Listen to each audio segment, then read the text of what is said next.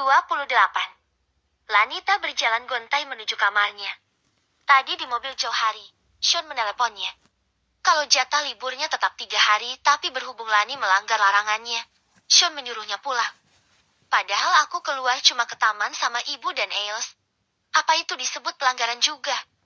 Gerutu Lanita saat membuka pintu kamarnya. 2 hari ke depan Lanita bingung mau melakukan apa di rumah Sean kalau tidak merawatnya. Oh, belajar masak dengan Dimitri. Gumam Lanita menemukan ide. Lani merebahkan tubuhnya ke atas kasur, menatap langit-langit kamar. Dia memang kesal karena Sean suka seenaknya. Tapi mau bagaimana lagi? Sean atasannya, orang yang menggajinya. Terlebih Sean sudah sangat baik dan perhatian padanya. Sean baik dan perhatian. Menyukaiku? Sean perhatian seperti itu karena menyukaiku. Ah, ibu memang suka mengada-ada. Lanita cepat menepis ucapan Parmiah di rumah sakit. Merasa lapar karena kesal, Lanita kembali keluar kamar, mencari keberadaan Dimitri. Dia menemukannya sedang sibuk berceloteh dengan Yanto dan Sri di pantry. Dimitri, kau punya makanan aneh? Tanya Lanita duduk di sebelah Yanto. Yanto tersenyum dan mengangguk melihat Lanita. Lani membalas senyuman Yanto. Semua makanan yang kubuat memang selalu aneh alias unik dan ajaib. Ajaib karena rasanya yang menggelegar. Sahut Dimitri berbangga hati. Dimitri memberikan Lani beberapa makanan di piring kecil. Terima kasih, Dimitri. Ucap Lanita. Oh, Jeti di sini kamu ternyata. Kemana saja kamu seharian? Bukannya ngurusin majikan malah keluyuran. Ucap Sharon pada Lani. Maaf, Nona. Aku sedang libur selama 3 hari. Jeti aku bebas tugas apapun. Enggak ada libur yang benar-benar bebas. Contoh kerja asisten pribadi Sean, Susana. Dia tidak pernah libur selama ini. Kamu yang kerja sebentar saja masih bisa ngerengek libur. Setelah kamu makan, kamu ke kamarku. Ucap Sharon. Baik, Nona. Jawab Lanita sopan.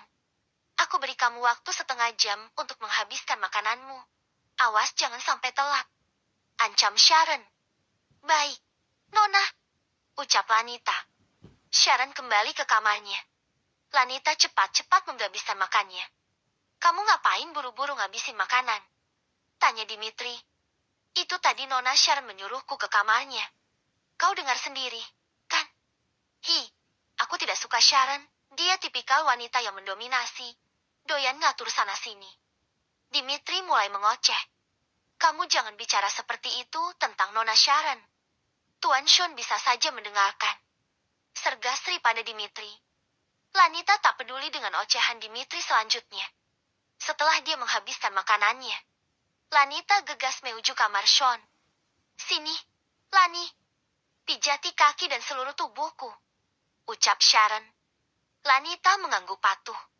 Setengah jam Lanita memijati Sharon dengan keringat di kening dan lehernya. Tak lama Sean pulang bersama Susana seraya menutup pintu. Kamu sedang apa di sini, Lani? Bukannya kamu sedang libur? Sean lupa dengan sandiwaranya. Lanita kebingungan kenapa Sean bisa tahu keberadaannya di dalam kamar. Tadi di luar Yanto bilang kamu lagi ada di kamar. Ucap Susana menyadari kekeliruan Sean barusan. Lani manggut-manggut. Kamu keluar dari kamarku nanti minta Sri yang gantiin kamu. Titah Sean pada Lanita. Baik, Tuan. Sayang, selama 3 hari Lanita memangnya harus bebas warawiri di sini? Tanya Sharon. Iya dan kamu juga harus bebaskan dia. Sean memerintah. Sharon memberenggut. Dia mau tidak mau menunggu Sri yang akan memijat tubuhnya. Lani keluar kamar dan tak lupa membungkuk pada Sean dan Susana. Aku juga permisi, Tuan. Ucap Susana. Sementara itu, Lanita kembali ke pantry dan memanggil Sri karena harus menggantikan dirinya memijat Sharon. Tapi aku nggak bisa mijit. Lan. Elak Sri. Apa ajalah dipijit-pijit. Judulnya mijit. Kekeh Lani. Kenapa kamu berhenti? Tanya Sri. Tadi Tuan Sean datang lalu memberitahu Nona Sharon kalau aku sedang libur dan membebaskan aku mengurus Tuan Sean selama 3 hari ke depan.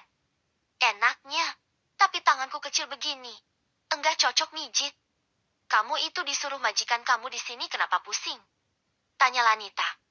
Sana buruan ke kamar Tuan Sean, ucap Lani. Dane termenung di ruangannya di kantor pusat. Dia masih mengingat wajah Lanita saat berada di kamar mandi hotel saat itu. Ini pasti ada yang menyabotase rekaman CCTV dan mengetahui tentang sesuatu yang dipakai gadis itu. Tapi siapa? Aku tak bisa mencurigai siapapun. Namun entah kenapa Dane menginginkan gadis itu sang pemilik kalung yang sebenarnya. Ah, lebih baik aku ke rumah Sean saja. Sejak mereka menikah aku hanya sekali menemui mereka. Dane segera repac wajahnya. Dia akan mengajak keluarga Sean makan malam. Farah, hari ini aku mau pulang cepat. Kalau ada meeting dadakan, segera telepon aku. Oke. Farah adalah asisten pribadi Dane yang patuh dan selalu bisa diandalkan.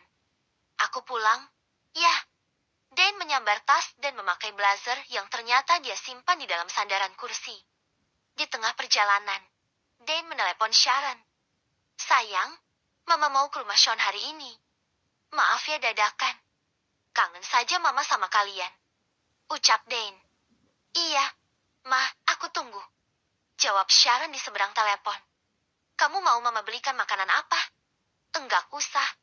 Ma, Dimitri punya banyak aneka kuliner di rumah Sean. Semua ada.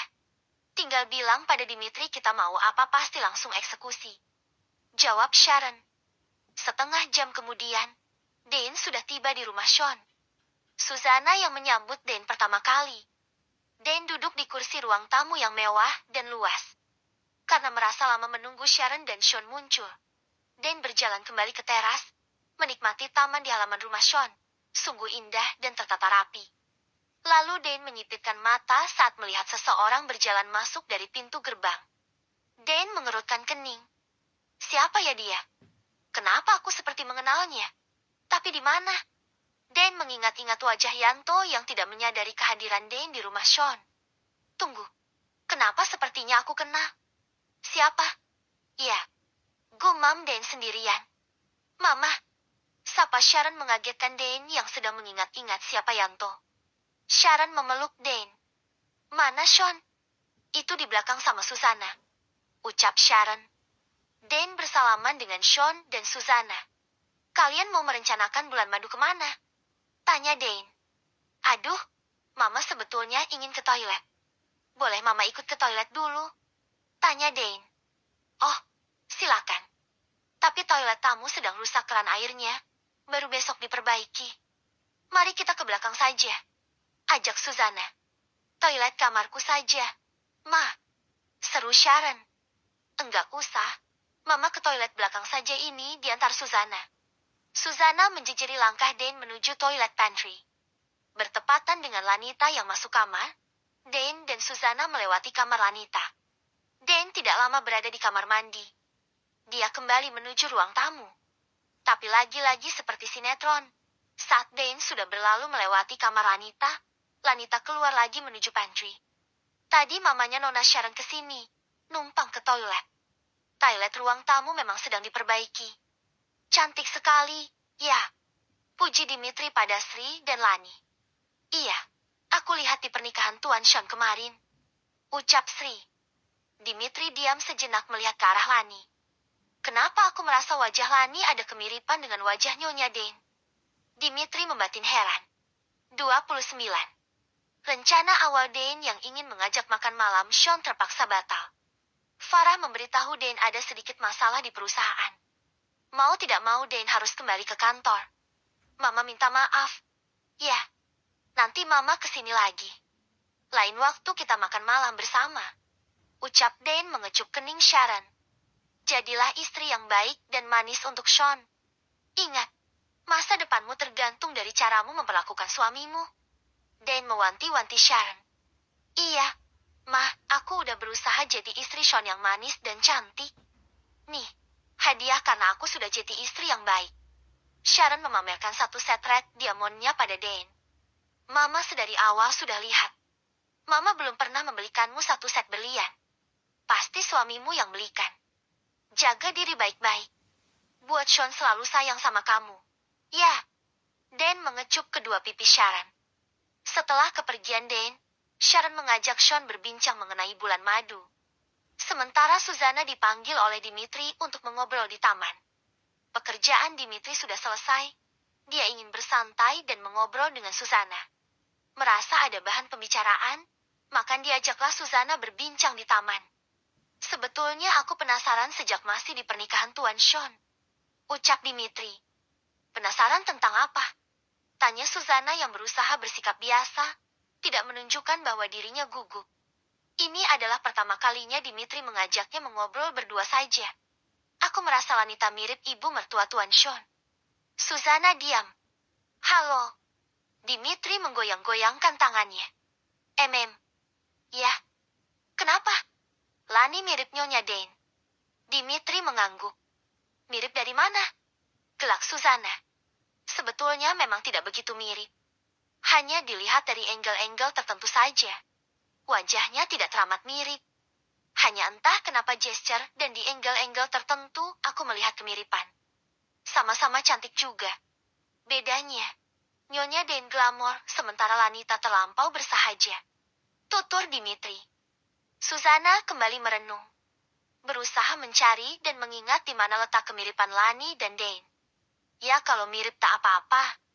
Bukankah di dunia ini kita memiliki 7 orang kembaran? Bukan begitu?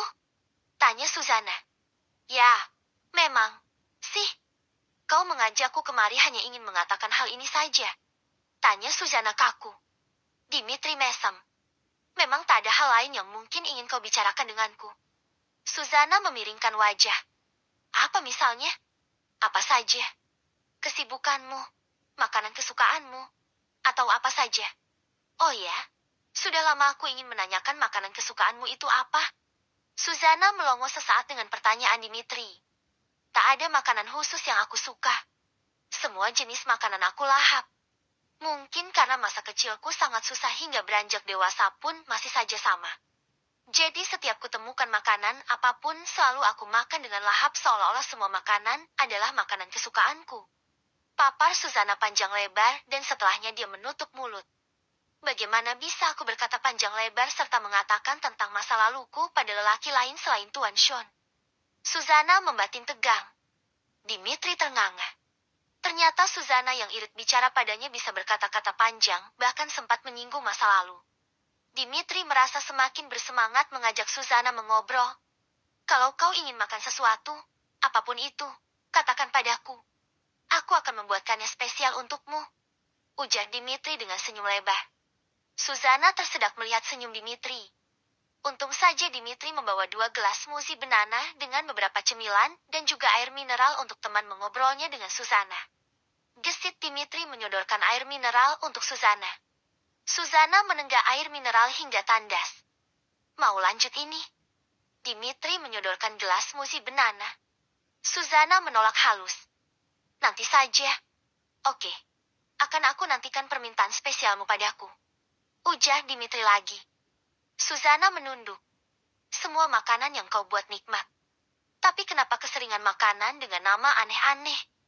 Apa kau bisa buat hidangan tradisional biasa saja? Tanya Suzana. Apa itu? Gado-gado, lotek, kade demes, karedok lenca. Aku bisa semua. Ada Sri, Yolan dan juga Nena yang bisa bantu aku. Mereka bertiga memang biasa masak untuk kita-kita. Sementara kau dipekerjakan khusus untuk menu makannya Tuan Sean. Nah, apa kau sendiri bisa bikin kade demes? Tanya Suzana. Tampilan modis perlente, pekerjaan sebagai asisten pribadi seorang hartawan, tapi kenapa menyukai kade demes? Ujar Dimitri. Loh, apa hubungannya penampilan dengan makanan? Tanya Suzana. Aku pikir kau hanya menyukai makanan tertentu yang wah dan juga susah buatnya. Sahut Dimitri. Oke, kau mau dibuatkan apa? Dimitri bertanya dengan lembut. Wajah Suzana mendadak menghangat. Jelas wajahnya sedikit memerah karena tersipu dengan pertanyaan lembut Dimitri. Nanti saja ku beritahu kalau aku menginginkan sesuatu. Jawab Suzana. Oke, baiklah. Kutunggu dengan sabar hati. Karena permintaanmu adalah tugas kedua setelah tugas utama membuat menu makan untuk Tuan Sean. Lagi, pipi Suzana tambah menghangat. Karena tambah gugup, Suzana meminta izin dan berpura-pura masih ada yang harus dia kerjakan. Susanna dan Dimitri tak tahu jika Sean memperhatikan diam-diam dari balik jendela. Padahal saat itu Sharon sedang mengajaknya mengobrol. Sharon, kau bicarakan saja keinginan bulan madumu dengan Susanna. Biar dia yang mengatur semuanya. Oke. Sekarang antar aku ke ruang kerja dan panggilkan Susanna. Titah Sean. Ruang kerja Sean. Habis kencan. Ya. Tanya Sean pada Susanna. Susanna melongo tapi kemudian pipinya memerah. Kenapa pipimu memerah? Guyon Sean. Kenapa kencannya hanya sebentar? Lagi. Susanna menunduk. Tuan pasti mengintip. Iya. Aku mengintip dari jendela kamarku sementara Sharon sibuk membahas rencana bulan madu. Tuan. Panggil Susanna. Apa Tuan tidak memperhatikan Lanita dan Nyonya Dane? Tanya Susanna. Sean mengerutkan kening. Ada apa dengan mereka? Mem, apa mereka mirip? Tanya Susanna lagi. Sean kembali mengernyit. Mirip? Aku rasa tidak. Tapi Nona Sharon pun tidak mirip Nyonya Dane. Bukan? Sean kembali mengingat Dane dan Sharon. Ini ada apa? Kenapa membahas kemiripan wajah Lani Sharon dan Tante Dane? Tanya Sean. Tadi Dimitri bilang padaku. Entah kenapa dia melihat sedikit kemiripan antara Lani dan Nyonya Dane. Bukan mirip wajahnya. Sangat mirip singgah. Tuan. Dimitri bilang. Hanya sekilas-kilas. Dari gesture tubuh, gesture bicara, dan angle-angle tertentu. Papar Susanna. Iyakah? Sean tampak merenung mengingat dan mencari kemiripan Lani dan Dane. Aku tidak begitu memperhatikan karena memang rasanya tidak mungkin Lani dan Tante Dane bisa ada hubungan lain. Bahkan mereka tidak saling mengenal. Tapi Lani dan orang tua kandungnya pun memang bukannya tidak saling mengenal ya. Tuan? Sean terdiam beberapa saat. Apa tak sebaiknya kita tanya langsung pada Lani? Kita berhak menanyakan karena secara tidak langsung kita mengetahui fakta jika dia bukan anak kandung Karta dan Parmiah dari ucapan Karta sendiri. Bukan. Begitu? Sean meminta pendapat Susanna. Aku panggilkan Lani sekarang. Mumpung dia masih libur. Tanya Susanna. Oke, boleh. Panggil dia. Sahut Sean. Susanna keluar kamar hendak memanggil Lani. Tak lama Susanna kembali masuk bersama Lanita. Ada apa Tuan panggil saya? Tanya Lani pelan. Tenang saja. Aku tak akan memintamu melakukan ini dan itu. Kau kan sedang libur. Jawab Sean. Lani menunduk. Sean dan Susanna saling pandang. Lani, maaf kalau kami lancang. Aku dan Tuan Sean ingin bertanya sesuatu padamu. Mengenai ucapan bapakmu tempo hari. Apa benar kamu bukan anak kandungnya? Lani mengangkat wajahnya. Tak diduga wajahnya mendadak murung. Sepertinya memang benar. Bu, kalau saya pikir-pikir, sedari kecil bapak tak pernah mengasihi saya. Selalu saja mengeluh dan marah sama ibu karena menghabiskan gajinya untuk membiayai makan dan sekolah saya. Ibumu sangat menyayangimu, Lani. Susanna tersenyum lembut. Mengingat bapak juga menculik serta tega menjual saya pada mucikari pun semakin memperkuat ucapan bapak kalau saya bukan anak kandungnya. Imbuh Lani.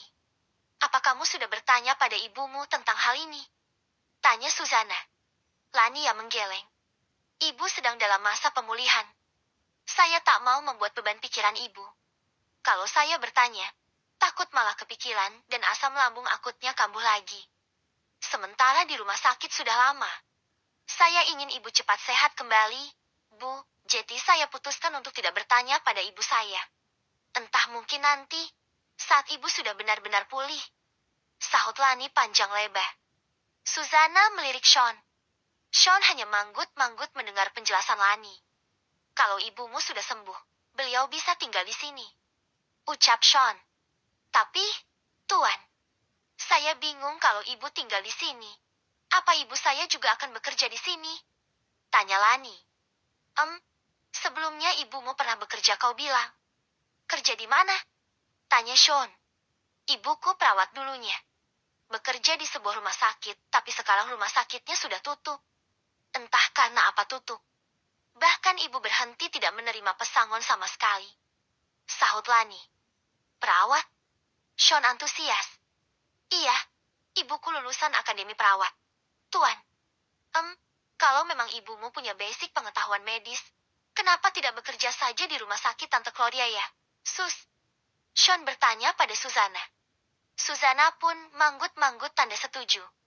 Oke, nanti aku bisa bicarakan dengan tanteku besok. Pemilik rumah sakit tempat ibumu dirawat adalah milik tanteku, Lani. Ucap Sean. Lanita lagi-lagi terkejut. Kenapa kebaikan Sean padanya begitu beruntun? Tuan, kenapa Tuan baik sekali pada saya? Karena kamu bodoh. Sahut Sean cepat.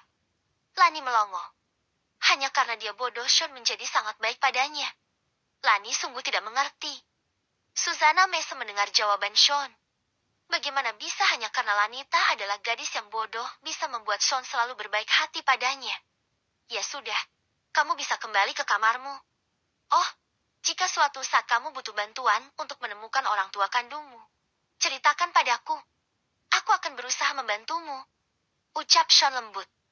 Lani hanya bisa menghela napas pasrah menerima semua kebaikan Tuhan melalui tangan Sean. Oh, apa Alesta tidak mengunjungimu ke rumah ini lagi? Tanya Sean penasaran. Nanti jam 7 malam Aleska bilang mau ke sini. Tuan. Jawab Lani lugu. Seketika wajah Sean berubah suram. Sana, kamu kembali ke kamarmu. Ucap Sean berubah menjadi ketus. Padahal ucapan Sean sebelumnya bernada biasa saja bahkan cenderung lembut. Lani mengernyit, heran dengan perubahan emosi Sean yang selalu tiba-tiba berubah. Susana mempersilakan Lani keluar dari ruangan kerja Sean.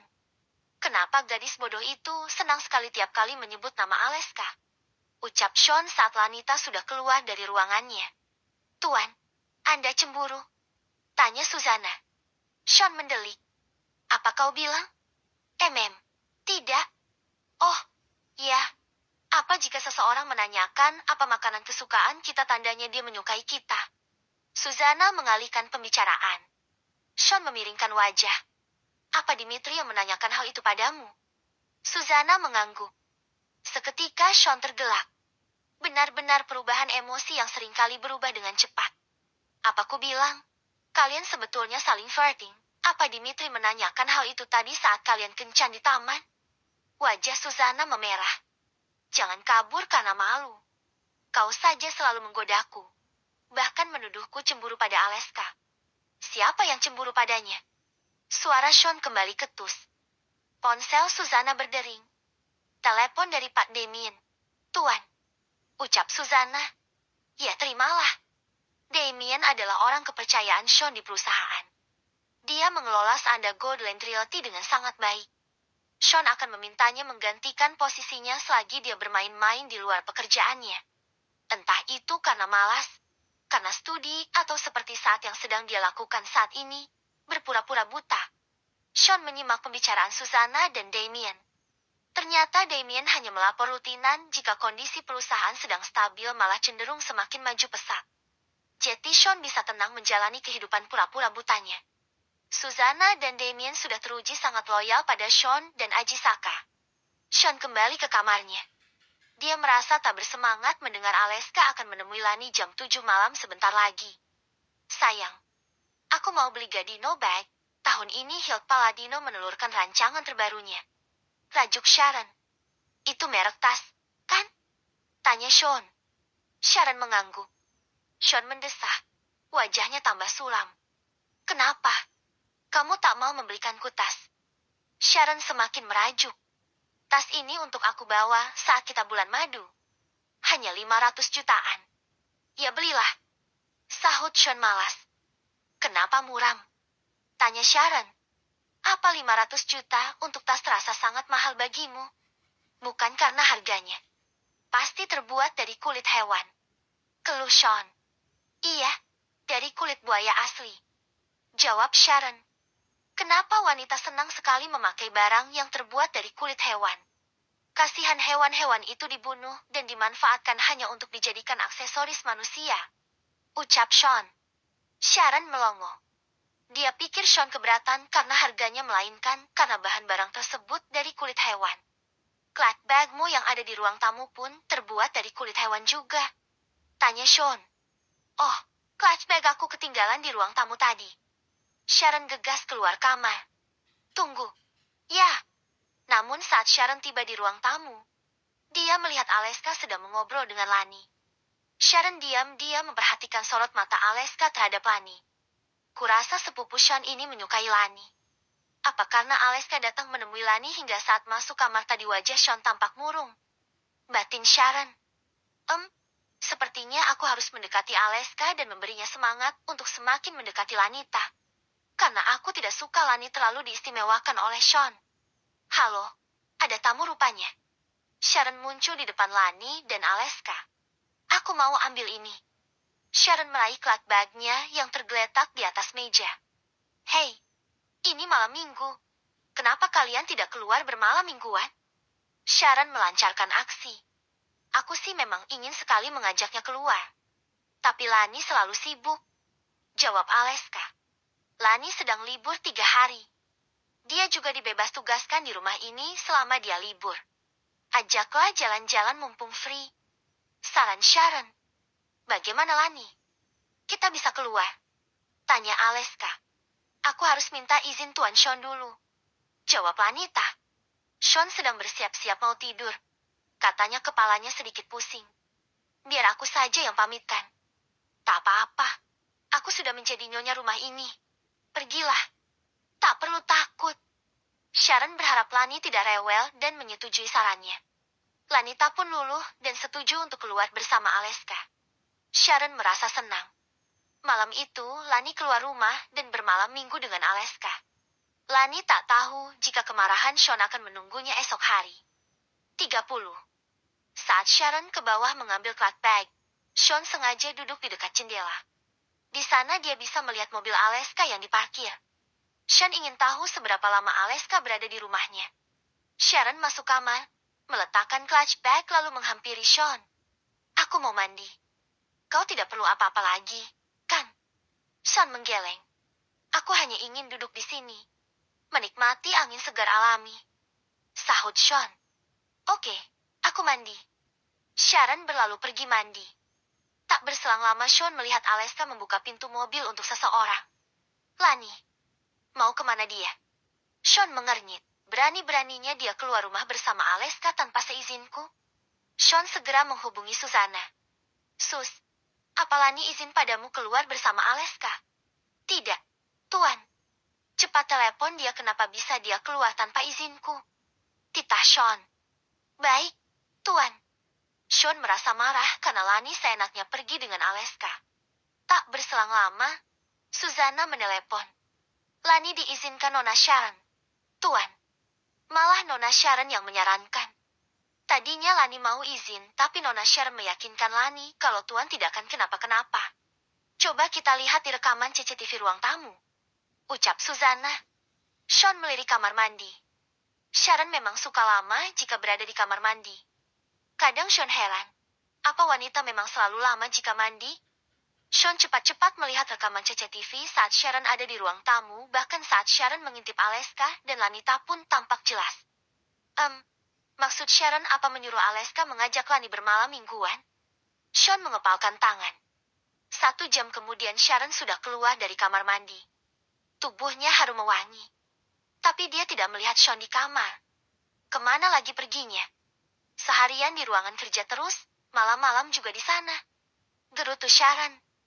Iya, Sean memang sedang merebahkan diri di sofa ruang kerjanya. Dia sudah terlelap dengan selimut hangat yang sudah disiapkan Susana. Susana paham. Sean kesal pada Sharon. Paham jika hati Sean sedang cemburu pada Aleska. Susana menempelkan sign no disturb di pintu ruangan kerja Sean. Itu berarti tak boleh ada siapapun yang bisa mengganggu Sean hingga sign itu hilang dari sana. Jam 10 malam Lani pulang. Dia disambut Susana dengan senyuman. Susana tak bisa memarahi Lani. Lani gadis single, begitupun Aleska. Terlebih lagi Lanita sedang libur. Jadi Lani jelas tidak bersalah. Dia pun sudah mendapat izin Sharon, yang dia anggap sudah memiliki kuasa penuh atas rumah beserta pegawai yang bekerja di rumah Sean. Kalian menikmati kencan kalian? Tanya Susana ramah. Lanita tersipu. Aleska tersenyum renyah. Sangat menikmati sampai aku tak ingin cepat-cepat pulang sebetulnya. Oh, ya. Besok Lanita masih libur. Aku boleh mengajaknya pergi seharian. Aku akan mengantarnya pulang sebelum malam. Aku janji. Tolong sampaikan izinku pada Tuan Sean Dharma Wangsa yang terhormat ya. Sus. Kekeh Aleska. Lanita mencubit kecil lengan Aleska. Tuh, lihat, Sus. Lani masih betah berada di sisiku. Benar, kan? Lanita hanya mesem seraya menggeleng. Sana pulang, sudah malam. Ini rumah sepupuku. Aku sering menginap di sini. Jadi malam ini aku pun akan menginap di sini. Sus, tolong siapkan kamar untukku. Kerling Aleska. Lanita melongo. Dia lupa kalau Aleska memang keluarga Sean. Jetty mau menginap sesuka hati pun bebas. Susanna hanya mengangguk sopan. Aleska tetap keluarga Sean. Dia tidak berani melarang karena orang tua Aleska pun sering menginap di rumah Sean. Kalau begitu kita masih bisa mengobrol sampai malam. Misik Aleska. Aku ngantuk. Rajuk Lanita. Ya sudah. Kalau begitu kamu istirahat saja. Oke. Aleska mengacak rambut Lani. Susanna hanya tersenyum melihat kedekatan Aleska dan Lanita. Berharap Sean tidak melihat kedekatan Lani dan Aleska dari CCTV. Susanna paham betul bagaimana sebetulnya perasaan Sean. Susanna mempersilakan Aleska masuk kamar mana saja yang dia inginkan. Ada beberapa kamar kosong di lantai 2. Sus, Aleska menginap di sini? Sharon mengagetkan Susanna. Iya, Nona. Tuan Aleska memang suka menginap di sini. Mana Sean? Tanya Sharon. Tidur di ruangan kerjanya sepertinya. Sharon mengernyit dan gegas ke ruang kerja Sean. Sharon termangu melihat tanda tidak ingin diganggu di pintu ruang kerja Sean. Dia cemberut lalu kembali ke kamar dengan hati dongkol. Keesokan harinya, Aleska dan Lanita tampak berbincang santai di meja makan pantry. Keduanya sedang menikmati sereal dan secangkir susu hangat buatan Aleska, bukan buatan Dimitri. Kamu nyenyak tidurnya semalam? Tanya Aleska. Nyenyak karena perutku kekenyangan. Sahut Lani. Hari ini mau pergi lagi denganku. Kemana? Tanya Lani. Ke rumah sakit. Kita seharian temani ibumu. Bukankah kamu masih libur? Iya, sih. Tapi kenapa aku merasa tak enak hati begini? Ya, Lani menyentuh dadanya. Takut kena omel Sean. Aleska senyum tipis. Lani diam saja. Mengaduk sereal yang sudah setengah mangkok dia habiskan. Kalau kau tidak sedang libur, jam segini kamu sudah melakukan apa? Tanya Aleska. Mandiin sama nyuapin Tuan Sean. Jawab Lani. Hah? Kamu mandiin dia? Tanya Aleska. Enggak. Masa iya aku mandiin bayi besar? Hanya mengantarnya ke kamar mandi. Menyiapkan segala sesuatu di dekatnya. Menyiapkan bajunya. Mengeringkan rambut dan setelah itu menyuapinya makan. Menemaninya berjalan-jalan di taman. Lalu membantu pekerjaannya di ruang kerja. Tutur Lani. Kamu nyaman dengan pekerjaanmu? Lanita mengangguk. Pekerjaan yang enak menurutku, lebih banyak santai. Tapi gaji besar. Aku juga bingung. Andai aku menjadi karyawan Procore, belum tentu aku bisa dapat gaji sebesar di sini. Procore. Perusahaan mamanya Sharon. Lani mengangguk. Ibuku dulu gigih sekali menginginkan aku kerja di sana. Entah kenapa. Aku diterima kerja di Procore. Tapi Nila memberitahuku pekerjaan di sini gajinya lebih besar. Jadi aku pilih kerja di rumah ini. Ucap Lani. Aleska manggut-manggut. Lani dan Aleska sibuk sarapan dan mengobrol berdua. Keduanya tak tahu jika ada dua pasang mata yang memperhatikan mereka. Sepasang mata milik Dimitri dan sepasang lagi milik Yanto. Dimitri hanya mesem-mesem saja melihat kedekatan Aleska dan Lani. Berbeda dengan Yanto. Dia selalu melihat curiga ke arah Lani. Sean sudah bangun. Dia diurusi oleh Sharon. Sean memberikan kesempatan pada Sharon untuk mengurusnya, meski Sean tahu jika Sharon sudah tahu jika dirinya pura-pura buta. Sean meminta Susanna untuk memanggilkan Lani ke kamarnya. Ada di mana dia? Tanya Sean. Sedang sarapan bersama Tuan Aleska. Tuan. Jawab Susanna. Sean mendesah pelan. Aleska menginap di sini? Iya, Tuan. Jawab Susanna. Panggilkan dia cepat ke sini. Ucap Sean pelan. Baik, Tuan. Susanna keluar kamar. Tak lama Lanita masuk. Dia melihat Sharon sedang bersolek di depan cermin rias, sementara Sean duduk menghadap jendela. "Kamu pergi semalam?" tanya Sean pelan. "Iya, Tuan. Saya sudah izin Nona Sharon." "Ya, aku tahu."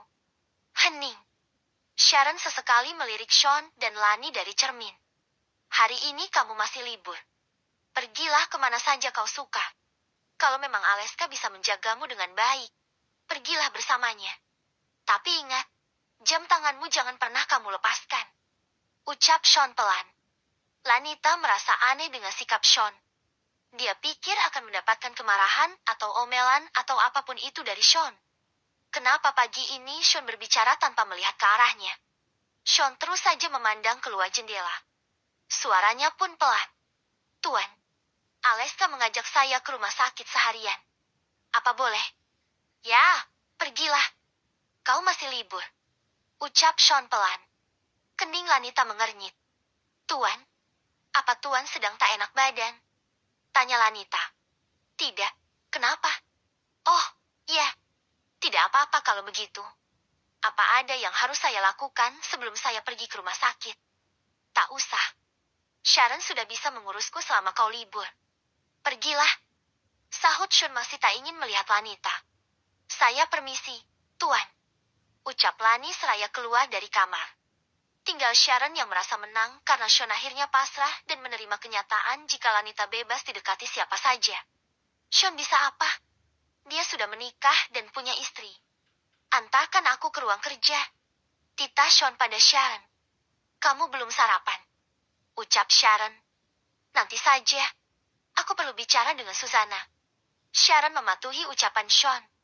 Di ruang kerja, Susana masih mengenakan gaun malam. "Semalam kau tak bisa tidur. Jam segini masih belum mandi?" tanya Sean. Susana tersipu. "Semalam saya tidur jam 2:30 pagi, Tuan." "Habis ngapain?" "Habis, Dimitri mengajakku mengobrol di telepon. Selesai telepon jam 12 malam, tapi setelahnya aku tak bisa tidur." Sean menepuk dahi. "Kenapa di rumah ini banyak sekali orang yang sedang melakukan pendekatan? Bukankah Tuan bilang aku boleh mengembangkan flirting ke tahap selanjutnya?" tanya Susana. "Oh, sudah tidak perlu bantuanku lagi rupanya. Baguslah kalau Dimitri cepat bergerak," ucap Sean pelan. Tak ada sindiran ataupun omelan. Sean diam. Wajahnya muram. "Apa Tuan sakit? Sedang merasa tak enak badan?" tanya Susana. "Kenapa pertanyaanmu sama dengan Lani?" tanya Sean. Tuan tampak murung. Hobi mengomelnya hilang dan tampak tak bersemangat, sahut Susana. Sean mendesah. "Mungkin benar aku menyukai Lanita seperti yang kau duga. Tapi percuma.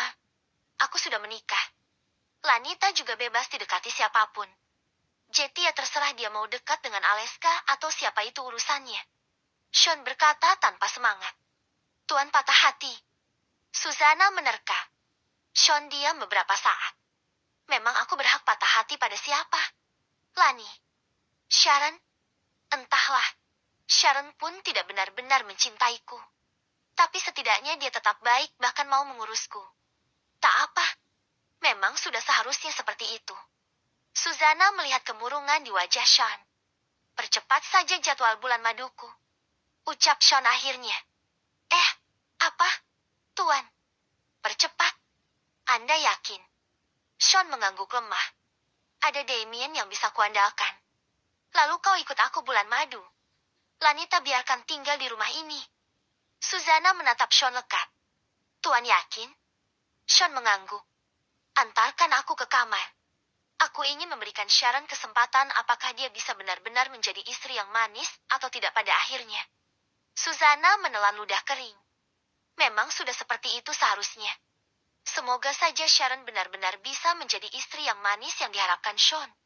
Karena kalau tidak, kesempatan Lanita untuk masuk ke kehidupan Sean semakin berpeluang besar meski pendekatan Aleska pada Lani pun semakin gencar. 31. "Tuan," panggil Susana. Sampai kapan Tuan berpura-pura buta?" tanya Susana. Sean menghentikan jari jemari tangannya yang sedang mengetik di keyboard laptop. Apa menurutmu harus kuakhiri sandiwaraku dan jujur pada Sharon serta Lani? Tanya Sean. Susanna mesem sembari memijat pelipis. Aku bingung. Kemana Sharon ingin bulan madu? Tanya Sean. Swiss. Jawab Susanna. Ada keluarga mama yang tinggal di sana. Sean menerawang.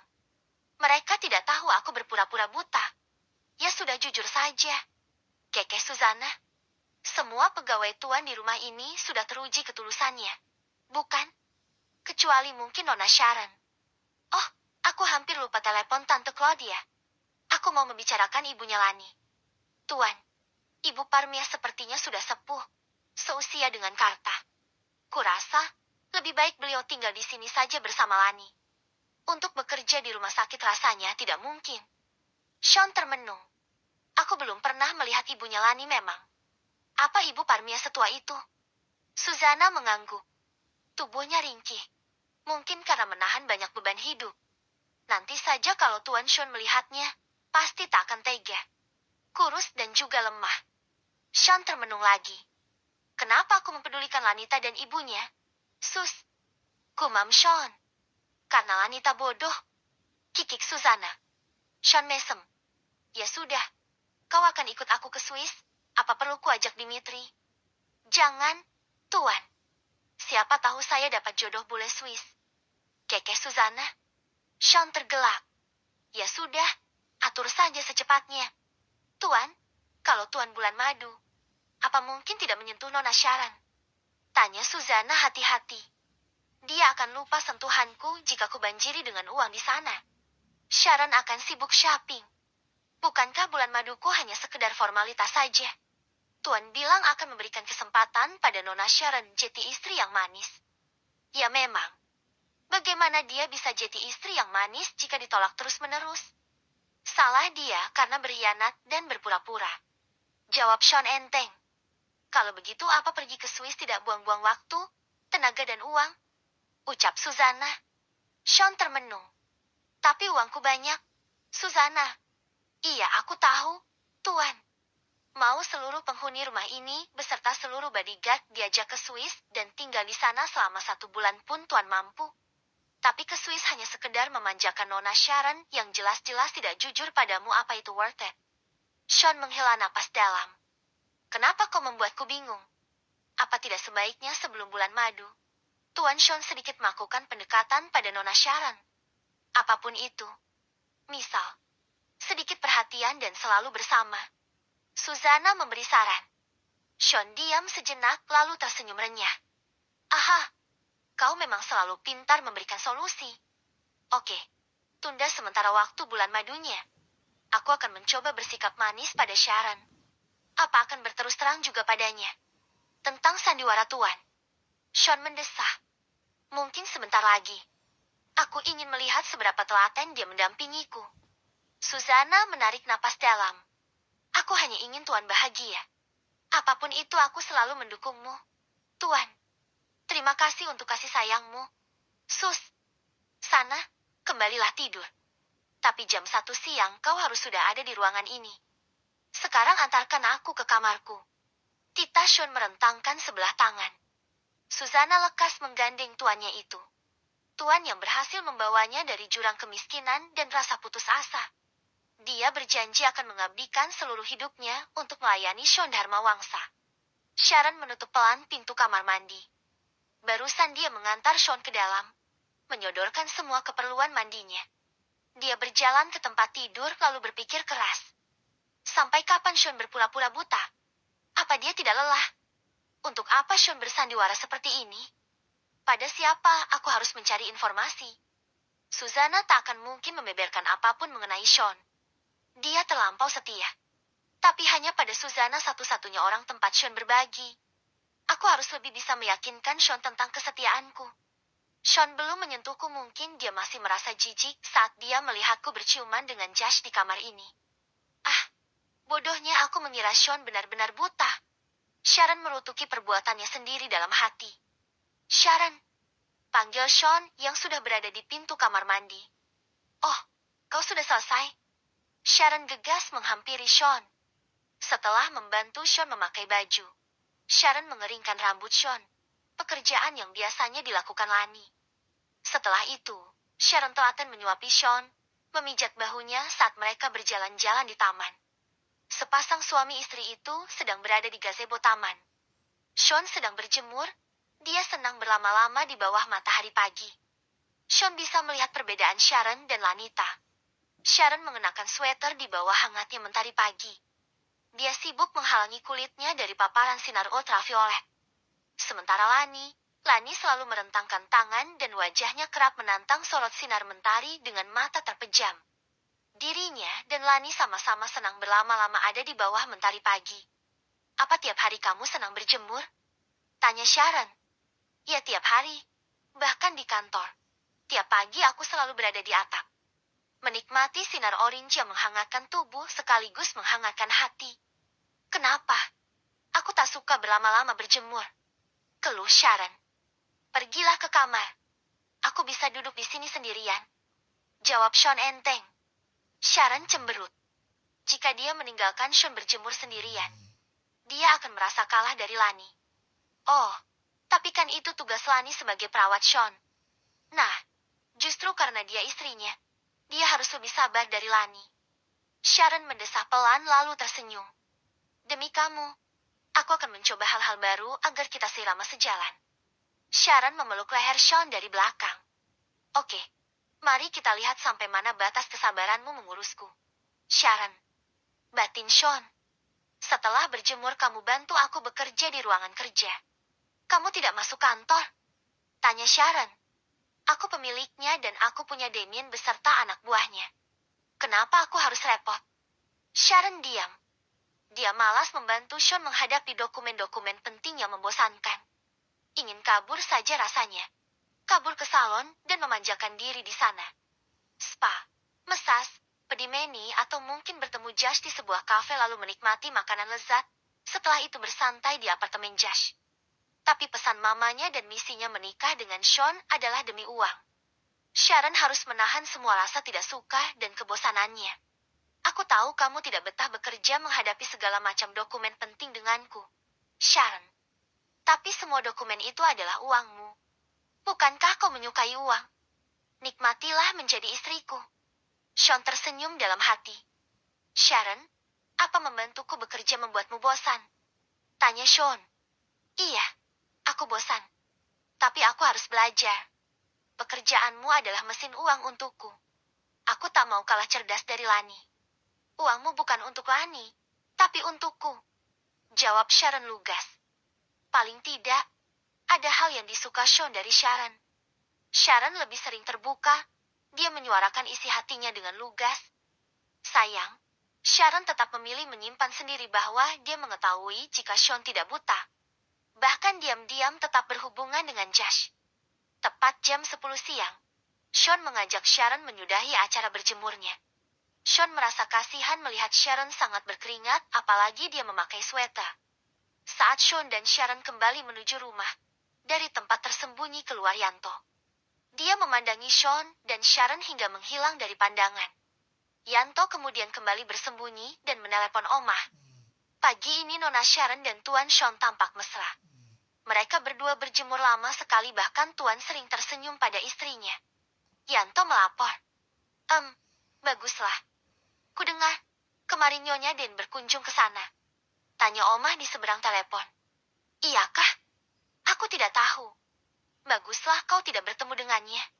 Kalau memang Nyonya Den bertemu denganmu dan sampai mengenalimu, berkelitlah sebisamu. Tapi kurasa Nyonya pasti lupa denganmu. Aku yakin. Ya, sudah. Aku harus kembali bekerja. Yanto mengakhiri panggilan. Dia bergegas masuk rumah. Tanpa Yanto tahu, ada sepasang mata yang melihat dan mendengar Yanto menelepon seseorang. Yanto menelepon siapa? Kenapa seolah-olah dia sedang mengintai Tuan Sean dan Nona Sharon lalu melaporkan segala sesuatunya? Siapa yang ditelepon Yanto? Orang itu membatin heran. 32. Dimitri berjalan mengendap, sama seperti Yanto yang sedang mengintai Sharon dan Sean. Yanto sedang apa? Kenapa sikapnya mencurigakan? Sebetulnya Dimitri habis belanja kekurangan bahan masakan ke minimarket yang tak jauh dari rumah Sean. Dia enggan menyuruh Sri atau yang lainnya karena bahan yang dibeli Sri sering tidak cocok dengan sifatnya yang perfeksionis. Bahan masakannya harus fresh dan higienis. Dimitri bahkan meminta syarat pada Sean jika dia ingin membeli bahan-bahan masakan organik. Sean setuju saja. Harga bukan masalah, tetapi rasa harus terjamin nyaman di lidah Sean. Saat Dimitri memasuki pintu kecil di samping rumah Sean, saat itulah dia melihat Yanto.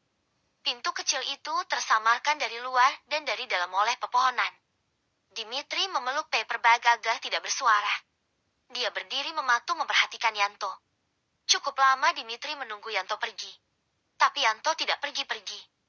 Dimitri pun semakin curiga, maka dia ikut duduk saja di atas paving block karena lelah berjalan. Setelah Yanto bergerak, Dimitri ikut bergerak. Diam-diam mendekat dari kesembunyian dan mendengarkan Yanto menelepon seseorang. Dimitri berpikir keras mengetahui Yanto bersikap demikian. Saat Yanto berlalu, Dimitri tetap saja diam di tempatnya berdiri. Dia ingat ucapan Susana jika keamanan di rumah Sean terpantau olehnya. Susana, kau masih belum lihai memantau para pegawai Tuan Sean. Apa kau tahu barusan aku melihat apa? Batin Dimitri seraya melangkah masuk rumah. Sejak saat itu, Dimitri kini mengawasi gerak-gerik Yanto diam-diam. Dia juga akhirnya tahu Yanto selalu memperhatikan Lani. Semakin pusing saja Dimitri dibuatnya. Dia senang mengobrol, senang bergosip, tapi soal Yanto, Dimitri bungkam. Enggan menceritakan pada siapapun tentang sikap Yanto. Apa sebaiknya aku bercerita pada Susana? Ah, ya, ini bisa juga kujadikan alasan untuk bisa berkencan lagi dengannya. Dimitri menemukan ide bagus untuk bisa mengobrol berdua lagi dengan Susana. Di kamarnya, Sean sibuk memikirkan apakah dirinya akan berterus terang atau tidak pada semuanya tentang sandiwaranya selama ini. Sayang, nanti malam Mama mengundang kita makan malam di rumah. Sharon berkata seraya memutar-mutar dirinya di depan cermin. Mencoba baju-baju baru yang barusan diantarkan oleh butik langganannya ke rumah Sean. Kau mau? Ya, jawab Sean singkat. Oke, aku akan kabari Mama. Malam hari tiba. Sean dan Sharon hanya berdua saja tanpa Lani ataupun Susana. Sharon dengan telaten menyuapi Sean di depan Dane. Dane tampak senang melihat Sharon tampak manis menjadi istri Sean. Mama harap sikap manismu pada Sean bukan hanya di depan Mama. Sean, kau juga harus bilang padaku kalau Sharon macam-macam. Ya, iya. Tante, jawab Sean. Masih memanggilku Tante. Call me Mami, oke. Iya, Ma. Ralat Sean sembari tersenyum tampan. Sharon sebetulnya mengeluh dalam hati kenapa Sean harus bersusah payah berpura-pura buta. Mereka makan malam dengan riang diselingi obrolan ringan. Setelah selesai, Sean berbincang mengenai bisnis dengan Dane di ruang keluarga. Sementara Sharon memilih masuk kamar karena tidak mengerti dengan pembicaraan Dane dan Sean. Baju-bajuku sebanyak ini. Sebelah sini masih berbandrol karena belum sempat aku pakai. Mau ku apakan baju ini? Aku bawa sebagian untuk kukasih pada Lani dan yang lainnya di rumah Sean. Ah, Sharon lekas mengambil asal beberapa baju dan memasukkannya ke travel bag berukuran sedang. Terdengar ketukan di pintu kamar. Masuk, sahut Sharon. Omah masuk dengan segelas susu hangat. Aku masih kenyang. Omah, ujar Sharon. Tak apa-apa, minumlah setelah dingin. Omah meletakkan gelas susu di atas meja rias. Mau bawa baju-baju lagi? Iya, tapi mau aku kasih ke pegawai Sean. Aku bingung kebanyakan baju. Di rumah Sean pun aku sudah beberapa kali beli baju dari butik yang didatangkan ke rumah. Jawab Sharon. Suamimu menyayangimu. Cah Ayu? Tanya Omah. Ya tentu saja. Aku dimanjakannya dengan uang, sama seperti Mama memanjakanku dengan uang. Sharon menghempaskan tubuhnya ke kasur dan menatap langit-langit kamar. Hentikan hubunganmu dengan Josh, ucap Omah tajam. Sharon menoleh lalu tersenyum. Tergantung Sean. Andai Sean bisa menerima semua kesalahan dan kekuranganku serta dia selalu memanjakanku dengan uang, aku akan jadi istri yang manis untuknya. Jangan beri celah Josh mendekatimu. Omah mewanti-wanti dengan tegas. Sharon tergelak. Kenapa Omah jadi seperti Mama? Mama sangat khawatir aku kembali bermain-main dengan Josh. Karena lelaki itu sudah terobsesi padamu. Pernikahanmu bukan halangan untuknya, ucap Omah tegas. Sharon mendesah. Tenang saja, dia tak akan berani ke rumah Sean. Aku pun jika pergi kemana saja selalu diantar bodyguard Sean. Omah mengangguk senang. Dia duduk di tepi tempat tidur, mengelus rambut Sharon. Hiduplah bahagia selamanya, ucap Omah lembut. Terima kasih, Omah. Omah adalah mama keduaku. Sharon tersenyum dan memeluk paha Omah. Lanjutkan beres-beresnya. Omah masih banyak pekerjaan di belakang. Omah gegas bangkit keluar kamar. Sementara itu, percakapan Dane dan Sean pun sudah usai karena Dane terus-terusan mendapat telepon mengenai pekerjaan. Kali ini Dane mendapat telepon dari Damien, orang kepercayaan Sean di perusahaan. Damien, bisik Dane di telinga Sean. Silakan bicarakan urusan bisnis selanjutnya dengan Damien. Mungkin aku harus ke kamar Sharon, ucap Sean. Oh, mari. Dane memapah Sean yang sudah berdiri. Mama terima saja telepon dari Damien. Kamar Sharon hanya lurus dari ujung sofa ini. Kan? Ada di ujung lorong sebelah kanan. Aku bisa sendiri, ucap Sean. Oh, baiklah. Hati-hati. Dane segera menerima panggilan dari Damien. Sean pun menggunakan tongkatnya berjalan lurus ke kamar Sharon. Tanpa perlu tongkat pun, Sean bisa dengan mudah menuju kamar istrinya tersebut. Saat Sean hendak membuka pintu kamar, dia mendengar Sharon sedang berbicara di telepon. Aku menghubungimu dengan nomor lama hanya ingin menegaskan. Kita sudah berakhir. Awalnya aku memang mengincar uangnya Sean dan kita masih bisa bersenang-senang. Tapi rasanya, aku memang jatuh cinta dengan Sean. Aku tahu dia tidak buta dan aku tak tahu alasan apa dia pura-pura buta. Menyusahkan sebetulnya. Tapi biarlah. Aku hanya akan mencoba mengikuti permainannya sembari belajar mengurus suami. Jetiku mohon, jangan lagi mengharap apapun dariku. Oke. Sean termenung sesaat di pintu kamar. Dia yakin Sharon sedang menelepon Josh. Apa ucapannya benar? Dia mau berubah. Di kamarnya sendiri tidak ada CCTV. Dia juga sendirian dan tahu kalau aku sedang berbincang dengan mamanya. Baguslah kalau dia memang benar-benar mau meninggalkan bocah ingusan itu. Sean membatin. Sean diam.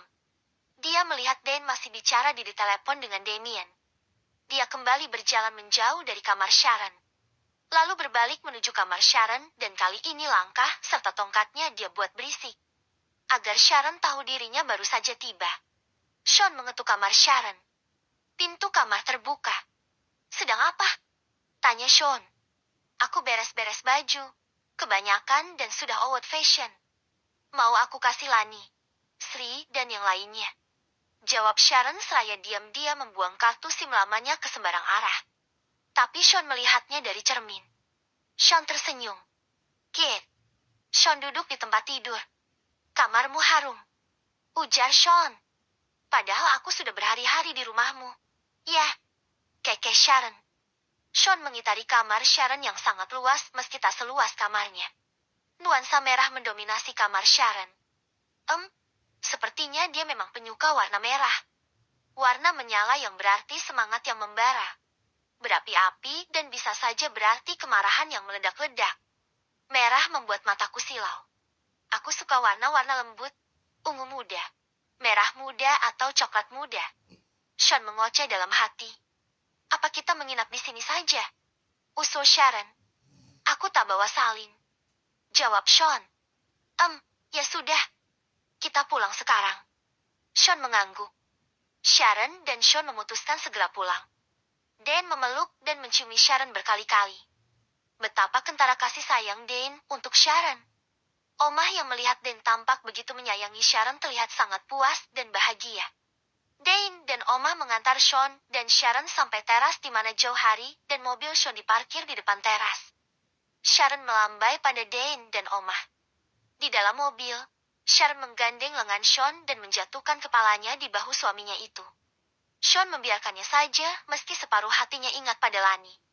Di mana gadis itu malam ini? Masih bersama Aleska atau sudah tidur dengan mulut menganga dan kaki kemana-mana? Sean pernah memergoki posisi tidur Lani di kamarnya dan besoknya dia meminta Susanna memberitahu Lani agar selalu mengunci pintu kamarnya. Cinta memang sulit diterka. Pada siapa harus dilabuhkan? Terkadang harus rela melepaskan, meski hati menjerit ingin menggenggam. Andai saja aku tidak terjebak dalam lingkaran kepasrahan, aku ingin mengatakan pada dunia bahwa engkau satu-satunya yang menjadi pilihan. Sean Dharmawangsa. 33. Sean dan Sharon tiba di rumah jam 11 malam. Sebagian penghuni rumah sudah terlelap ke alam mimpi. Saat hendak melewati pertigaan koridor kamarnya, Sean melirik ke kamar Lani. Sudah tidurkah dia? Apa dia senang seharian berkumpul bersama Aleska dan ibunya di rumah sakit? Sean membatin hampa. Hampa? Kenapa perasaan Sean hampa? Dia seolah-olah tak bersemangat menjalani keputusan yang dia ambil untuk fokus pada pernikahannya. Sharon, apa besok kita bisa bepergian berdua saja? Pergi jauh. Pergi jauh? Kemana? Bulan madu. Sharon berjalan memapas Sean dengan lembut. Di belakangnya, Joe Hari mengekor membawa 2 travel bag milik Sharon. Ke puncak atau Bali atau mana saja, sedikit jauh dari Jakarta. Mungkin sekitar 1 atau 2 hari sebelum kita benar-benar bulan madu. Jawab Sean. Sharon tampak senang. Bagaimana kalau ke puncak saja? Mamaku punya villa baru. Aku juga belum pernah ke sana. Usul Sharon. Oke, besok kita ke sana. Sahut Sean tersenyum renyah di permukaan. Sementara hatinya terus saja memilih rasa hampa. Entah kenapa. Tuan, yakin mau ke villa? Tanya Sharon. Dalam rangka apa? Bukankah kau sendiri yang bilang sebelum pergi bulan madu, aku harus melakukan pendekatan dulu pada Sharon? Sahut Sean. Susana tersenyum kecil. Aku lupa. Besok, Lanita mulai bekerja menemani Damien. Katakan pada Damien, latih Lani dengan baik. Dia akan bekerja penuh waktu di perusahaan. Susana mengernyit. Penuh waktu? Ya, aku sudah punya istri, jadi biarkan saja dia bekerja di perusahaan. Susana memiringkan kepala. Tapi tetap membiarkannya tinggal di sini? Mau tinggal di mana dia? Karena ayahnya selalu menjadi ancaman. Biarkan saja dia tinggal di sini dan melakukan apa saja sesukanya. Sean berkata pelan. Ada yang menggeletar pilu di hati Sean. Dia membebaskan Lanita mengurus dirinya. Toh dia memang sebetulnya tidak buta dan berencana untuk jujur pada Sharon juga Dane serta Lanita. Tapi dia keberatan Lanita pergi dari rumahnya. Entah kenapa. Ibunya nanti juga tetap akan tinggal di sini? Tanya Susana. Ya, lalu rencana mengakhiri sandiwara. Aku sudah memikirkannya. Setelah dari puncak, aku akan berterus terang. Sahut Sean. Oke, baiklah. Susana menyerah. Apapun keputusan Sean, dia hanya tinggal mematuhinya saja. Lani sudah siap-siap hendak berangkat ke kantor. Dia mengenakan pakaian formal yang dibelikan Susana. Lanita mengetuk pintu ruang kerja Sean. Karena tadi di kamarnya tak ada, sudah pasti Sean ada di ruang kerjanya. Masuk, ucap Sean. Lanita masuk. Sean terpaku. Penampilan Lanita tampak semakin memukau dengan riasan wajah minimalis dan pakaian yang tampak mahal. Meski rambutnya hanya dikuncir tinggi ke belakang. Tapi itu justru semakin mengekspos kecantikan Lani. Tuan, saya mau berangkat kerja. Tapi kenapa tidak di Sanda Goldland Realty? Kenapa harus di Aka Goldland Realty? Perusahaan Tuan Ajisaka? Tanya Lanita. Belajarlah bersama Damien hingga kau mahir. Itu untuk masa depanmu. Sahut Sean. Lanita terdiam sejenak. Saya tidak bersama Tuan di perusahaan. Bersamaku. Aku juga akan diwariskan Papa untukku. Pada siapa lagi? Aku adalah anak Papa satu-satunya. Jadi tenang saja. Bekerjalah dengan baik dan tekun. Sean tidak berkedip melihat Lanita.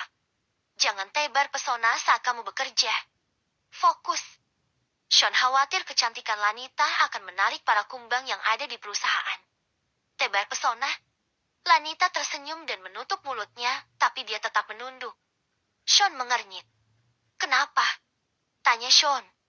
Andai saya penuh pesona seperti Nona Sharon pun saya tak akan pernah menebar pesona. Rasanya risih. Saya tidak pernah punya kepercayaan diri untuk menebarkan pesona. Lanita menjawab lugu. Ya, bagus.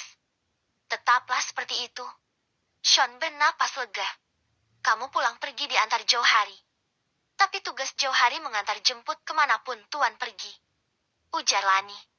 Rashid sudah pulang dari Surabaya.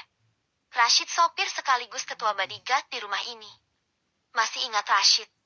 Orang yang pertama kali mengantarmu pulang saat kau merengek meminta pulang karena mengkhawatirkan ibumu. Lanita mengangguk pelan. Masih ingat, Tuan. Sean menghela napas dalam.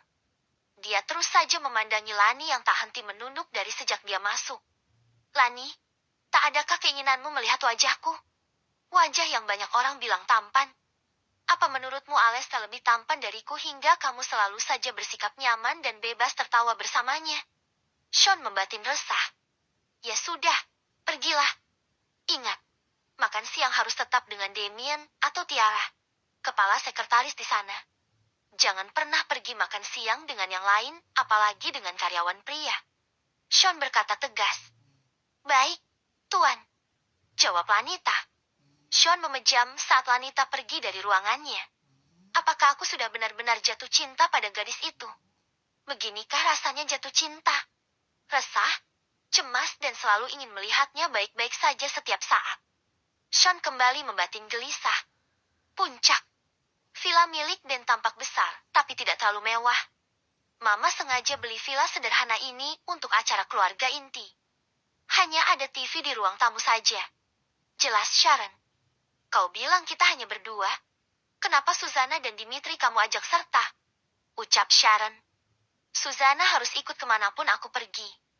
Dia perantara aku dan Damien. Tiap hari aku tetap harus bekerja, meski aku tidak berada di kantor. Sementara Dimitri, tentu saja dia harus ikut. Dimitri adalah chef pribadiku. Sean menjawab santai. Lagi pula mereka menginap di kamar pavilion, terpisah dari kita. Jadi kita akan bebas melakukan apapun berdua. Bukan? Sharon memeluk Sean.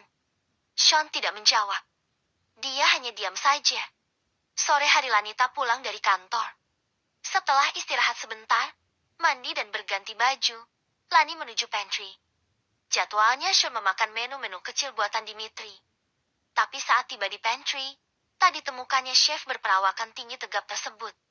Sri, kenapa area Dimitri bersih? Kemana Dimitri? Tanya Lanita pada Sri di dapur kedua. Loh, memang kamu nggak tahu? Dimitri ikut Tuan Sean ke villa tadi jam 1 siang. Jawab Sri. Villa? Lanita mengernyit. Ya, villa milik mertuanya, Nonya Dane. Susana juga ikut. Imbu Sri. Kenapa Tuan tidak bilang padaku? Lanita merasa heran.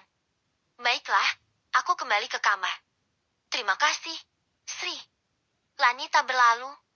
Di kamarnya, Lanita menghubungi Susana. Tapi panggilannya tidak juga diangkat. Ingin menghubungi Sean pun, Lanita ragu-ragu. Takut Sharon yang mengangkat teleponnya. Akhirnya, karena Susana tak bisa menerima panggilannya, Lani tertidur di kamarnya hingga malam hari. Saat terbangun, Lani terkejut. Pikiran dan perasaannya langsung tertuju pada Sean. Spontan Lanita menghubungi Sean. Halo. Sapa Lani parau karena baru saja terbangun dari tidur. Ya, halo. Jawab Sean. Tuan, kenapa pergi tanpa bilang padaku?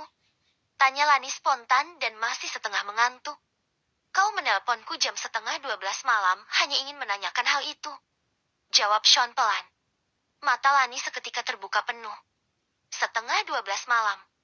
Oh, Tuan. Maaf. Sore tadi aku menghubungi Ibu Susana, tapi teleponku tak juga diangkat. Ingin menelepon Tuan, tapi takut Nona Sharon yang mengangkat. Lanita buru-buru terduduk di atas kasurnya. Ada perlu apa telepon Susana? Tanya Sean. Hanya ingin bertanya kenapa Tuan pergi ke villa dan aku tidak diberitahu. Sahut Lanita. Dia tanpa sadar sudah mengubah kata saya menjadi aku. Di seberang pun Sean menyadari perubahan itu.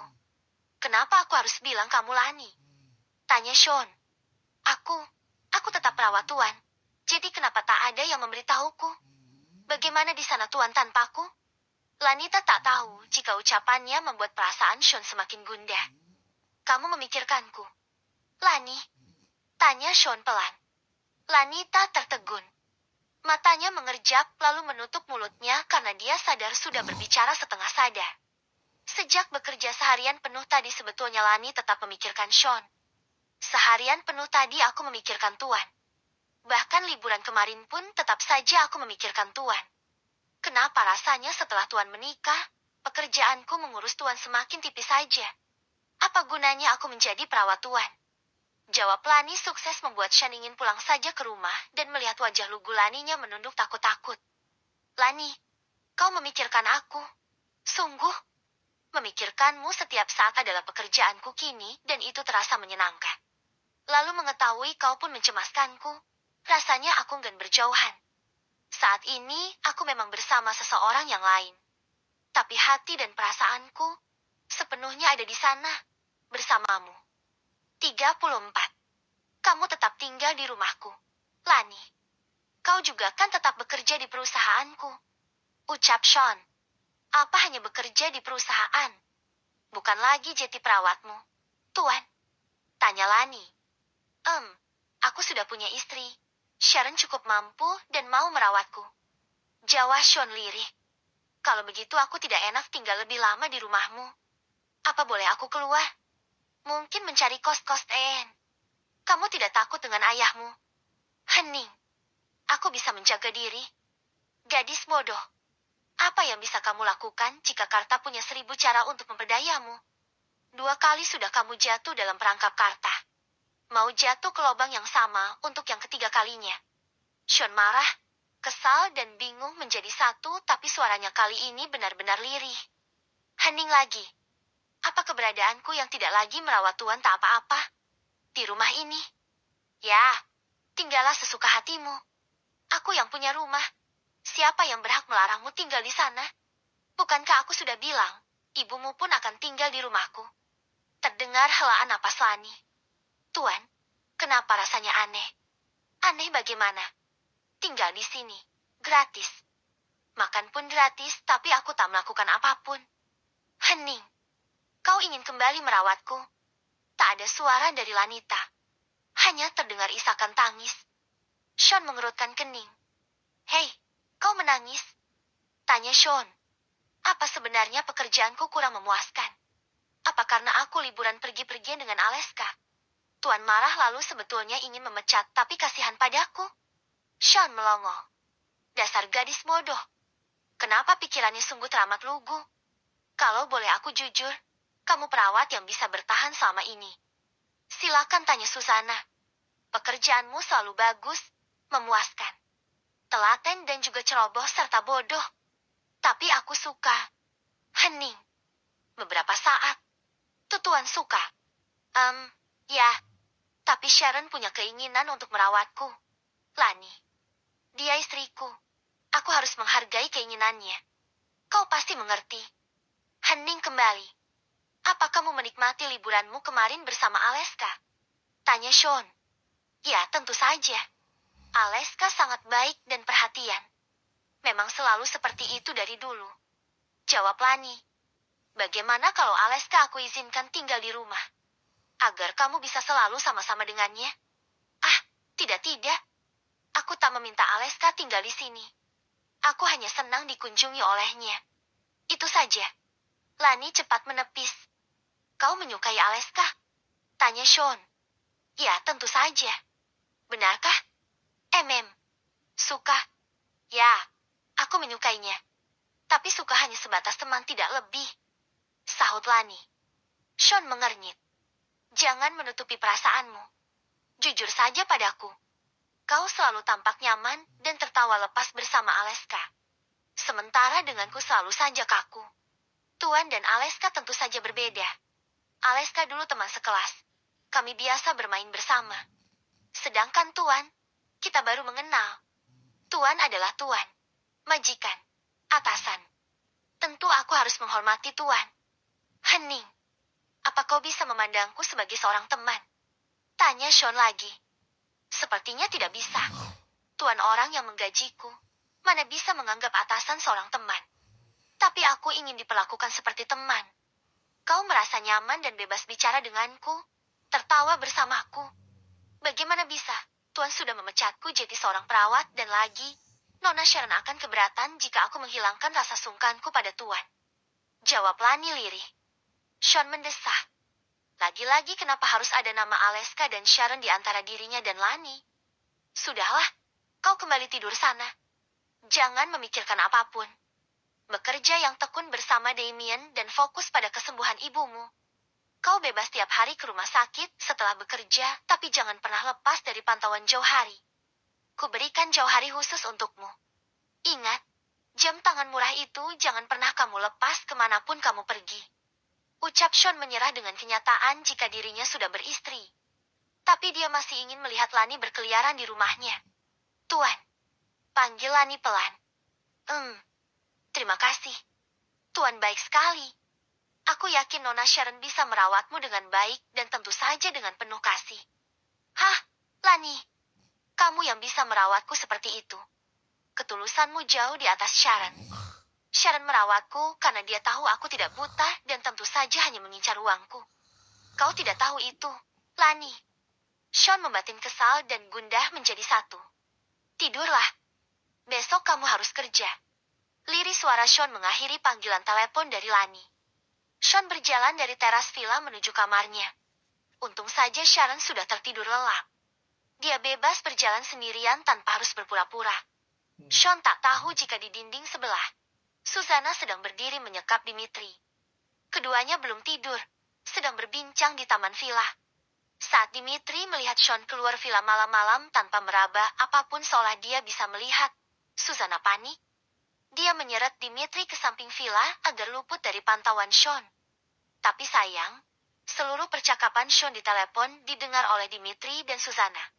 Dimitri enggan meninggalkan teras karena Susanna bersikap mencurigakan. Setelah terdengar pintu villa dikunci, Susanna melepaskan tangannya dari mulut Dimitri dan kikuk serta menjauh. Selama Sean menelepon, tubuh Susanna merangsek nyaris menempel dengan tubuh Dimitri. Baru setelah Sean selesai menelepon, Susanna tersadar. Hoa, akhirnya aku bisa bernapas lega. Kau tahu, aku sesak. Sesak karena kau menempel padaku. Aku menikmatinya, sebetulnya makanya aku sesak. Kekeh Dimitri pelan. Wajah Susanna memerah. Dasar mesum. Gerutunya. Kali ini gantian Dimitri yang menyeret Susanna. Kembali ke kursi taman di depan villa sedikit ke samping. Andai Susanna tidak menyeret Dimitri, Sean sudah pasti bisa melihat keberadaan mereka. Katakan, apa tadi aku tidak salah lihat? Tuan Sean berjalan di kegelapan tanpa tongkat. Duduk dan melihat layar ponsel dan gerakannya seperti orang normal, bisa melihat. Dimitri berbisik penasaran. Tuan sudah menghafal hitungan langkah tiap ruangan dengan cepat. Aku yang mengajarinya. Kelit Susanna. Tapi aku melihat dengan jelas Tuan Sean melihat layar ponsel, mengotak-atik dan lalu ponsel di sakunya berdering. Tuan Sean memiliki 2 ponsel. Jelas tangannya hanya menggeser-geser ponsel pertama. Sus. Lalu kamu menyeretku tiba-tiba, semakin membuatku curiga. Dimitri meminta penjelasan. Susanna menyugar rambutnya. Dia bingung harus berkata apa lagi. Mengelak hanya akan membuatnya tampak bodoh. Sean memang jelas memperlihatkan sikap yang menunjukkan dia tidak buta. Ergi, kenapa Jetty seperti ini, sih? Kenapa kamu mengajakku mengobrol sampai malam? Susanna mendesah dan menghela napas kasar. Dimitri menatap lekat Susanna. Sus, apa Tuan Sean sebetulnya bisa melihat? Tuan tidak buta. Desak Dimitri. Susanna menarik napas dalam. Dimitri, kau harus bersumpah demi langit dan bumi terlebih dulu. Tidak, aku akan bersumpah demi dirimu. Ujar Dimitri seraya menggenggam jemari tangan Susanna. Susanna melongo melihat sikap Dimitri. Tuan Sean bisa melihat. Dia tidak buta. Bisik Dimitri halus. Susanna akhirnya mengangguk lemah. Dimitri terbelalak. Tuan tidak pernah buta sama sekali. Susanna kembali mengangguk. Sejak kapan? Genggaman Dimitri di tangan Susanna semakin erat. Panjang ceritanya. Tapi aku tak berhak menceritakan apapun padamu. Alasan Tuan Sean berpura-pura buta pun aku tak berhak memberitahu. Ingat, kau lulus tes menjadi chef Tuan Sean itu anugerah. Berarti kau tulus dan jujur di matanya. Ucap Susanna. Loh, aku bekerja dengan niat jujur. Kok? Apalagi lagi Tuan Shun membebaskanku membeli perangkat memasak serba mahal. Bahan-bahan masakan mahal. Itu salah satu surga dunia untukku. Kau tahu, aku lebih senang memasak untuk Tuan Shun karena aku bisa bereksperimen dengan bahan dan alat masakan serba mahal yang dulu sama sekali tak mampu aku beli. Aku senang memasak, jadi kenapa aku harus tidak tulus dan tidak jujur? Ya, ya, tetaplah seperti itu. Tetaplah memasak dengan semangat dan penuh kasih dan pastikan masakanmu aman. Karena dulu seorang chef pernah meracuni Tuan Shun. What? Dimitri terbelalak. Susanna menutup mulutnya. Ah, kenapa mulutku ini tak mau diam? Bagaimana bisa? Dimitri gemetar. Susanna melongo. Dimitri melepaskan genggaman tangannya dan gemetar. Dia terisak. Dimitri, kau menangis. Susanna keheranan. Memasak adalah seni. Seni menciptakan suatu karya, memanjakan lidah orang-orang. Apalagi orang yang kita cintai. Memasak dengan hati akan membuat cita rasa masakan menjadi lebih sempurna. Kenapa ada seorang koki atau chef tega menodai hasil karyanya dengan racun? Itu penghinaan terhadap masakan. Susanna, itu sebuah kejahatan. Aduh, aku tak mengerti apa yang kau bicarakan. Sudah, yang penting, rahasiakan Tuan Shun bisa melihat. Kau mengerti? Ancam Susanna. Siapa yang sudah meracuni Tuan Shun? Aku tak tahu. Itu terjadi saat Tuan Shun masih kecil. Makanan yang disodorkan koki itu awalnya untuk Nyonya Sherindita. Tapi entah karena apa malah Tuan Shun yang memakannya. Lalu Tuan Shun dilarikan ke rumah sakit. Setelah dilakukan pemeriksaan, ada racun dalam makanannya. Untung saja nyawa Tuan Shun bisa diselamatkan. Sang koki mengelak, tapi karena kekuatan uang, Tuan Aji Saka mengetahui koki tersebut dibayar seseorang untuk melenyapkan Nyonya Sherindita. Ah, bukan melenyapkan melainkan membuat Nyonya sakit dan perlahan-lahan tewas. Itu sekelumit cerita yang bisa aku ceritakan. Ingat, rahasiakan apapun tentang ini. Kalau tidak, Tuan Shun akan memecatku. Dimitri menggenggam jemari Susanna. Tidak, jangan pergi dari rumah Tuan Shun. Aku betah dan senang bekerja untuknya. Terlebih ada kamu. Sus, jangan pergi. Dimitri memohon. Kalau begitu tetap rahasiakan semuanya. Apa kau bisa menjaga rahasia? Tentu saja. Akan kujaga rahasia Tuan Shun. Kujaga juga semua bahan masakan dan semuanya agar tetap aman. Kau tenang saja. Tunggu. Tadi kau bilang apa? Kau senang ada aku. Susanna langsung gugup seketika. Dimitri mengangguk. Apa kau sedang menyatakan Chin? Aku menyukaimu. Sus, sudah lama aku menyukaimu. Wajahmu yang kaku dan tegas tapi cantik membuat hari-hariku semakin bersemangat. Dimitri memotong ucapan Susanna. Seketika Susanna sesak napas. Dia tidak siap mendengar pernyataan cinta Dimitri saat itu. Terlebih setelah ketegangan yang terjadi karena membahas kisah Sean dan Dimitri mengetahui jika Sean tidaklah buta. Susanna, jangan mati. Kenapa kau jadi sesak napas begini? Dimitri panik.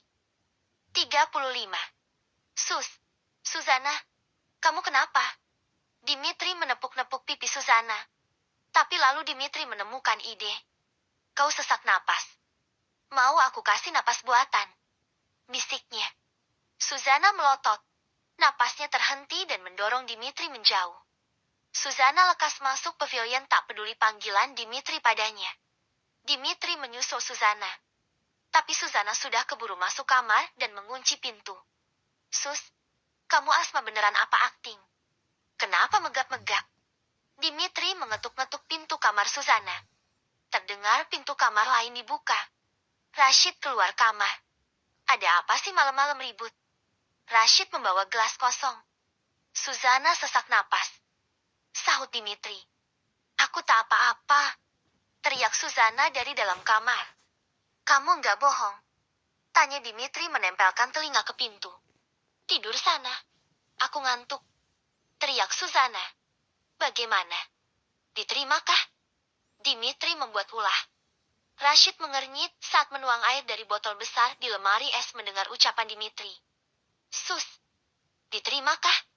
Tak terdengar. Mendengar sahutan. Diterima apa?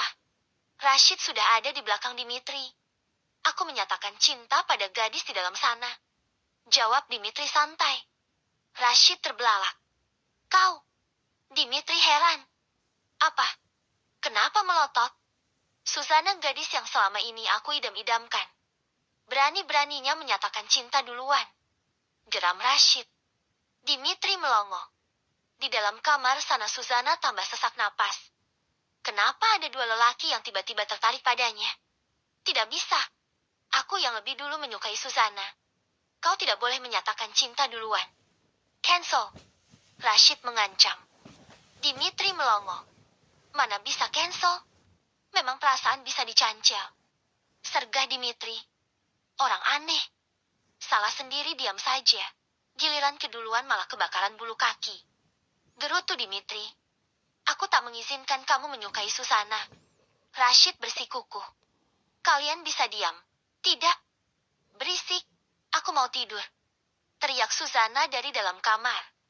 Dimitri dan Rashid kompak menjauh dari pintu kamar Susana masuk kamar mereka. Di dalam kamar mereka baru menyadari hanya ada satu ranjang dan single sofa. Dimitri gegas menghempaskan tubuh di kasur. Aku yang duluan. Kau tidur di sofa sana. Oke, aku tidur di sofa. Ambil kasur itu. Aku rela. Asal jangan kau ambil Susana. Sahut Rashid meletakkan gelas air minum di meja kecil. Dimitri melompat ke sofa. Sana kamu tidur di sofa. Susana tetap milikku. Ucap Dimitri sambil memeluk guling membelakangi Rashid. Rashid melongo dan memutar bola mata malas. Dia merebahkan tubuhnya di kasur. Di sofa atau di kasur, aku juga akan menyatakan cinta pada Susana. Ucap Rashid. Silakan saja. Tapi aku yakin pilihan Susana sudah pasti aku. Dimitri percaya diri. Rashid menaikkan sebelah cuping hidungnya. Aku bisa bela diri. Kau hanya bisa memasak. Jangan menghina profesiku. Memasak bisa membuat orang hidup lebih lama. Dengus Dimitri. Rashid diam. Ucapan Dimitri dirasanya benar. Dia menghela napas. Tidurlah. Kita bersaing secara jantan. Rashid membelakangi Dimitri. Dimitri mengepalkan tangan pada Rashid. Dia tidak terima Rashid menghina keahliannya memasak. Diam-diam Dimitri menangis. Sean saja memanjakannya dengan membebaskan dirinya memakai bahan-bahan kualitas premium untuk memasak. Bisa-bisanya Rashid menghina profesinya. Kalau perutmu kosong, kau pun tak akan punya tenaga untuk bela diri. Jangan sombong kau, Rashid. Dimitri mengusap air mata di sudut matanya. Sakit hatinya mendengar ucapan Rashid barusan. Keesokan paginya, Sean, Sharon, Susana dan Rashid berada di satu meja makan. Sean meminta ketiga bawahannya makan di satu meja. Dimitri menghidangkan makanan dengan senyum ceria. Tapi khusus untuk Rashid, Dimitri hanya menghidangkan air mineral saja. Mana makananku? Tanya Rashid. Makan saja ya mu belah dirimu itu. Ketus Dimitri. Rashid melongo. Hei, aku mau sarapan. Desis Rashid. Dimitri tak peduli. Lelaki berperawakan tinggi dan sedikit gemuk serta berwajah putih itu hanya fokus menata makanan untuk ketiga orang lainnya. Aku mana? Desis Rashid lagi. Kau kan tinggi tegap, manly karena kulitmu sawo matang, pintar bela diri.